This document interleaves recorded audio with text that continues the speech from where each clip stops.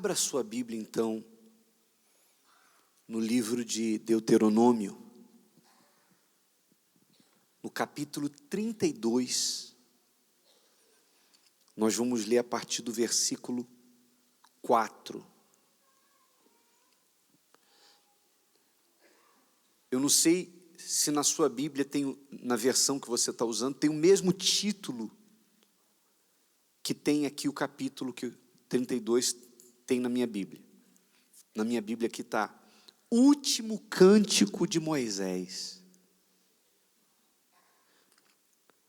Por que o último cântico de Moisés? Moisés, ele entoou alguns cânticos com o povo de Israel durante os 40 anos que o povo rodou no deserto, desde a saída do Egito até a entrada na Terra Prometida. Eles entoaram cânticos como aquele que foi entoado depois que o povo atravessou o Mar Vermelho e ficou livre definitivamente de Faraó. Moisés adorou a Deus e entoou um cântico. E esse capítulo, o capítulo 32, foi o último cântico entoado por Moisés. Quando nós lermos o capítulo 32, a gente vai ler o versículo 4, mas depois, se você quiser na sua casa, você pode ler o capítulo todo. Você vai reparar que, se você tentar colocar isso tudo aqui numa música, a letra dela vai ter um sentido muito diferente, por exemplo, do que tem as músicas cristãs, evangélicas, ou chamadas músicas gospel nos dias atuais. Deus, ele usava a música, porque esses cânticos eram escritos por Moisés por ordem do próprio Deus. Qual era a intenção de Deus com a música? Era fazer com que o seu povo não se esquecesse da sua palavra. Você sabe que a música tem o poder de fazer com que a gente memorize um texto. Deus usou a música exatamente para isso, para fazer com que o povo memorizasse a sua palavra. Só que, normalmente, a letra era muito dura. Os mandamentos de Deus colocados assim, muito duros. Provavelmente, Moisés não ia vender muito CD hoje em dia, não. Se ele fosse gravar isso aqui que a gente vai ler, ele não seria um artista gospel top, não. Porque, normalmente, mesmo hoje em dia, as canções chamadas canções gospel ou evangélicas, elas são mais, de frases de efeito, de apelo comercial, que fala o que a pessoa quer ouvir e não o que a pessoa precisa ouvir. Se a música não for carregada de espírito, porque ela se divide em duas coisas. A melodia é a alma da música, é a parte emocional da música. Uma melodia bonita, realmente ela mexe com a emoção da pessoa. Por isso que tem gente que chora quando assiste uma orquestra sem ninguém cantar nenhuma palavra, só com a melodia. Então a melodia é a alma. A letra é o espírito de uma canção. Amém, pessoal? O diabo usa pessoas para compor músicas e as pessoas, a melodia gruda na cabeça das pessoas, mas você pega a letra e a letra passa um pensamento diabólico, um pensamento ou de pecado, ou induz a pessoa ao pecado, ou induz a pessoa à traição, por exemplo. Muitas músicas falam de traição, ou fala de algo que é contrário à palavra, contrário à fé.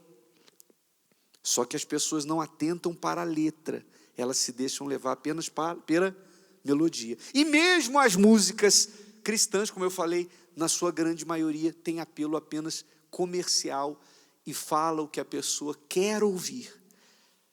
Mas aqui não, você vai ver uma letra que certamente não faria, não tem apelo comercial. O apelo aqui é racional, é conversão, é fazer as pessoas memorizarem a palavra de Deus. No versículo 4 diz assim, ó, então Moisés cantou isso aqui, ó.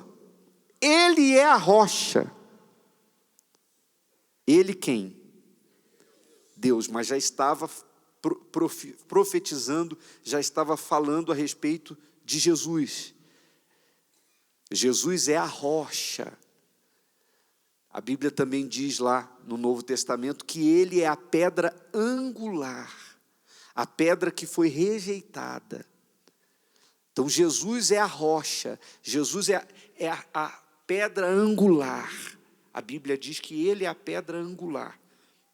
Já já eu vou explicar para vocês o que significa Jesus ser a rocha, Jesus ser a pedra angular. Lembra que Moisés foi repreendido por Deus e não entrou na terra prometida porque bateu com força, com um cajado na rocha para dela sair água? Na verdade, aquela rocha era quem? Então ele bateu com força em Jesus.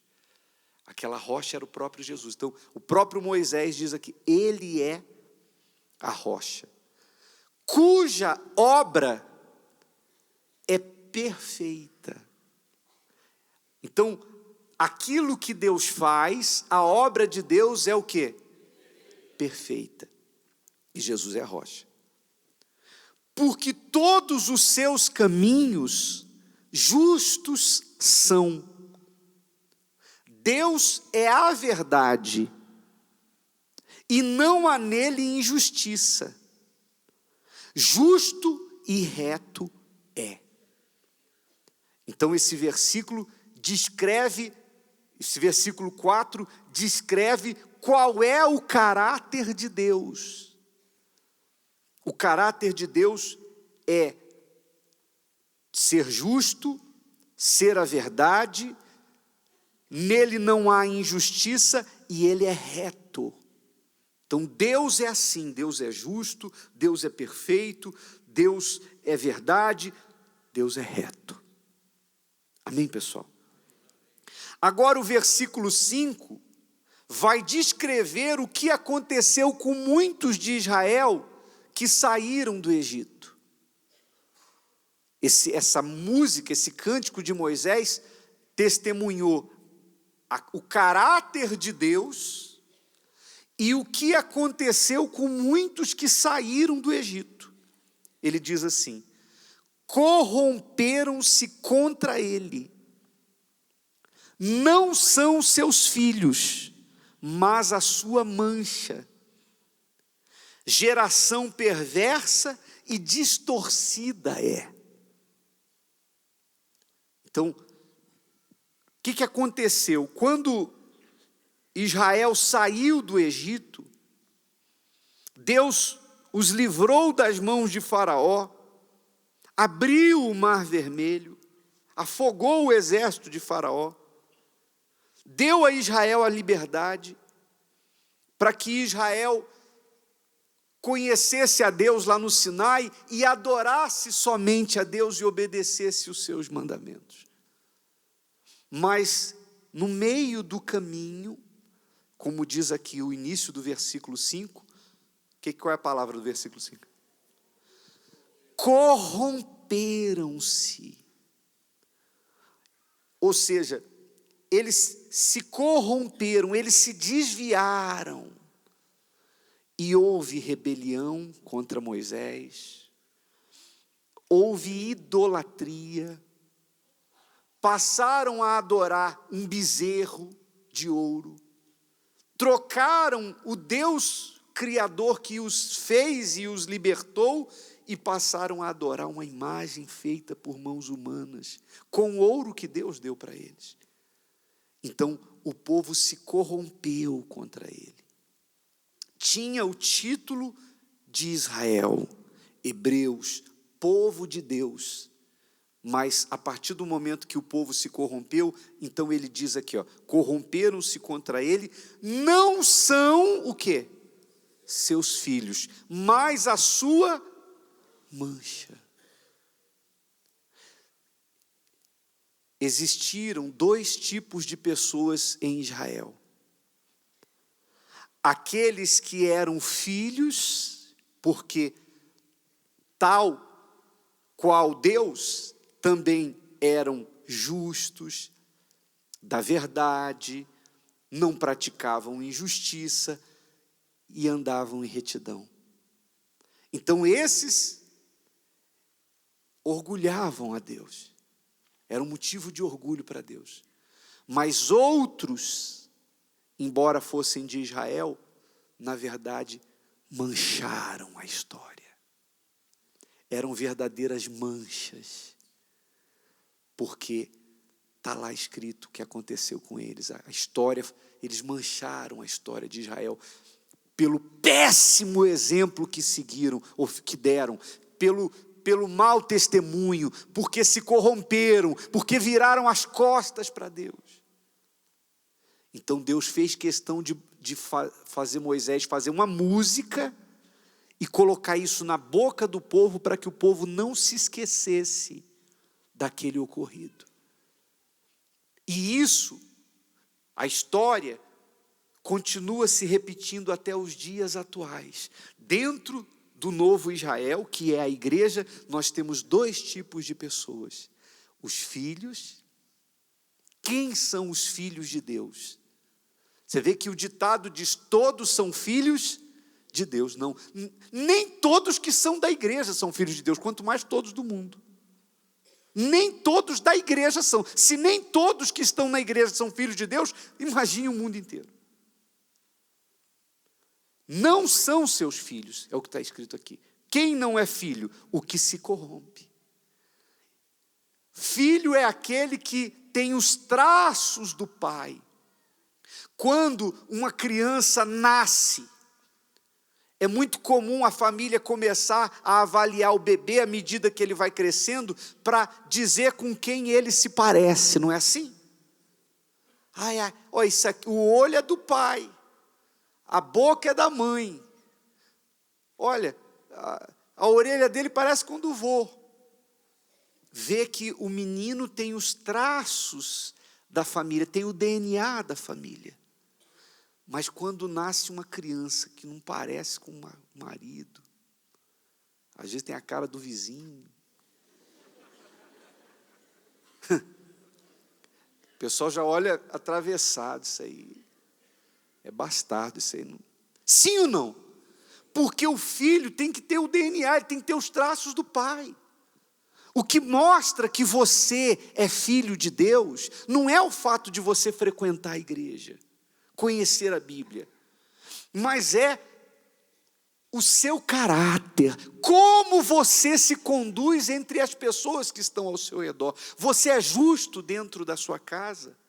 Você é justo com o seu cônjuge, você é justo com os seus filhos, você é justo com os seus pais, você é justo com os seus funcionários, você pratica justiça para com o seu semelhante, você faz ao outro o que quer para si e não faz o que não quer para si. Isso é ser filho de Deus.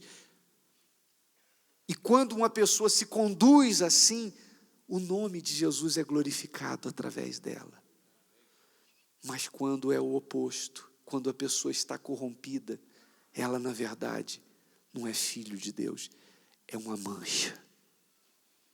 E hoje em dia, você vê que por causa do mau testemunho, dos muitos maus testemunhos, o evangelho tem sido escandalizado, tem sido motivo de chacota. Hoje em dia as pessoas têm até uma conduta, uma postura religiosa. Às vezes a pessoa anda com a Bíblia para lá e para cá, mas a conduta da pessoa não condiz com a palavra de Deus. Ela fala uma coisa e vive outra. Então quem a vê diz, não quero nem saber de igreja, de evangelho. Se for para ir para a igreja e ser como fulano, às vezes a pessoa fala assim, eu pelo menos, não, eu assumo que eu sou mesmo, eu sou isso, eu sou aquilo, eu faço isso. Agora fulano é pior do que eu e fica dando uma de santo. Quer dizer, aquela pessoa é uma mancha. Então, olha a música. Imagine fazer uma música com a letra falando dos evangélicos que são uma mancha para o evangelho. Será que vai vender muito? Não tem apelo comercial. Não é? Sim ou não? Mas foi isso, a letra de uma música, o último cântico de Moisés. Então, até hoje, e aí é cada um que tem que decidir. Se você quer ser filho, você diz, bispo, eu quero ser filho de Deus. Então, você tem que se conduzir de forma que você seja justo, verdadeiro, reto, dando bom testemunho. Amém, pessoal? Aí, continuando aqui, diz assim: corromperam-se contra ele, não são seus filhos, mas a sua mancha, geração perversa e o quê? E distorcida é. Tem gente que conhece o evangelho, mas vive uma vida distorcida, e é uma mancha. Imagina a igreja, um lençol branco, branquinho, mas no meio tem uma mancha. Então, ela está maculada, não é perfeita. E esse é um dos entraves da pregação do evangelho. Existem poucos filhos, mas muitas manchas. Aí diz assim, ó, aí ele faz uma pergunta: recompensais assim ao Senhor, povo louco e ignorante? Não é Ele teu Pai que te adquiriu, te fez e te estabeleceu? Quer dizer, é assim que vocês recompensam o Deus que os fez e que os estabeleceu, o Deus que os tirou da terra da escravidão. É assim que vocês correspondem a Ele? Então a letra desse cântico levava o povo a uma reflexão, para que o povo não se esquecesse disso, do péssimo testemunho desses que mancharam a história. Por exemplo, quantas manchas há na história? Se você pegar a Bíblia, Saul manchou a história de Israel, porque se começou bem, mas depois se desviou, se corrompeu. E hoje em dia, quantos também um dia estiveram bem, mas não vigiaram e se e hoje são motivo de escândalo. Então, nos guardemos para que não sejamos uma mancha, mas sejamos filhos. Amém, pessoal? E antes de concluir aqui, lembra que eu falei que Jesus é a rocha, e o Novo Testamento diz que Ele é a pedra angular. Para nós, brasileiros, pela nossa cultura, é difícil você ler a Bíblia e falar, Jesus é a pedra angular. E também a Bíblia diz que os convertidos são pedras vivas. É muito difícil na nossa cultura ler a Bíblia e entender o que isso significa. Mas eu vou explicar para vocês. Os judeus entendem muito bem isso em Israel. O que significa Jesus ser a pedra angular e nós sermos as pedras vivas. Quando eles iam fazer assim, por exemplo, a entrada de uma cidade, as construções não tinham a tecnologia que tem hoje, não tinham os recursos que tinham hoje. Então, eles faziam a porta em forma de um arco. Pode ver que os filmes mostram isso, as portas são assim, elas imitam um arco. E como que esse arco era feito? Esse arco era colocado, eles pegavam pedras e eles moldavam as pedras. Eles trabalhavam nas pedras de maneira que elas ficassem iguais para que elas pudessem se encaixar. Então, quando eles batiam uma pedra e a pedra aceitava ser trabalhada, moldada, então eles diziam, essa pedra é boa, é pedra viva. Mas se eles fossem trabalhar e a pedra estourasse toda, eles diziam, essa não serve, é pedra morta. Então, os convertidos são chamados de pedras vivas. Então, encaixava uma pedra na outra, e ia formando o arco.